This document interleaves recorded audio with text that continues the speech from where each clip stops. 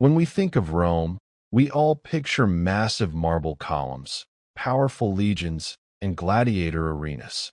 For over 1,000 years, Rome didn't just rule the world, it defined the world. And yes, that empire, which everyone said was invincible, really did fall one day. Today, we are looking together at history's most asked question. How exactly did a colossal power like Rome collapse? First, let's make one thing clear. Rome wasn't just a city, a state, or a kingdom. It was the foundation of civilization. The Mediterranean was, to them, Mare Nostrum, our sea/the Roman lake. 60 million inhabitants, 3 continents. The best-built roads, bridges, and aqueducts. Their legal system is still the basis for modern countries today. Emperors succeeded one another, and legions carried order to the 4 corners of the world. The rise of Rome was a display of power rarely seen in human history. But it was exactly this power and magnitude that eventually became a burden Rome could not bear. Rome's collapse didn't start with a single battle scene, but with a slow decay. Taxes rose, the economy weakened, and the populace began to revolt. The throne was seized by a different general almost every year. After a while, no one had faith in the emperor anymore. Think about it.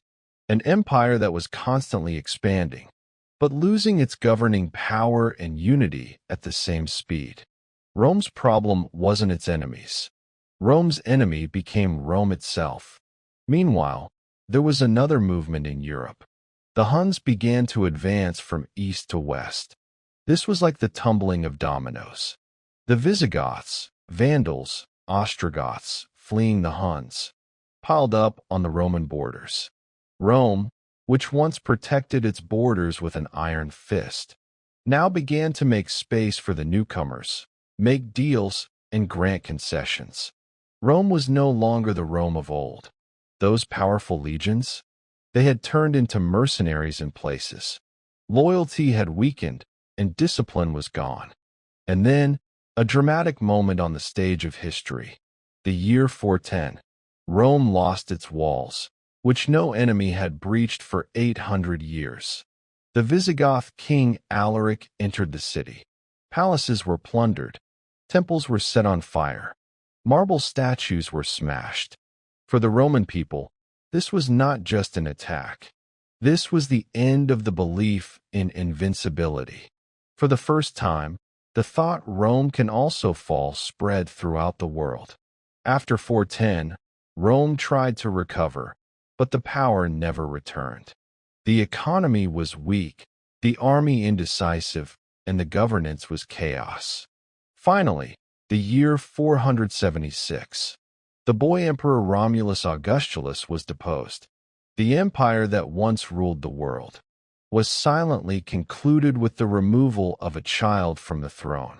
The name of the first king who started Rome was Romulus, and the name of the last emperor who ended Rome was also Romulus. History closed its own circle. When Rome fell, the world did not suddenly plunge into darkness, but balances, customs, borders, everything changed. The Middle Ages began. The kingdoms of Europe started to take shape. The church rose above the states. Trade routes passed into the hands of new owners. But one thing is important to know. Rome collapsed, yes, but Rome never disappeared. Today, in law, architecture, language, and urban planning, the mark of Rome still exists. The collapse of Rome reminds us of this. Empires often dissolve silently from within, not by war. Even the world's most powerful state can fall as a result of exhaustion, division, and the failure to meet needs. And perhaps that is why Rome is still discussed, because its collapse was as instructive as its greatness.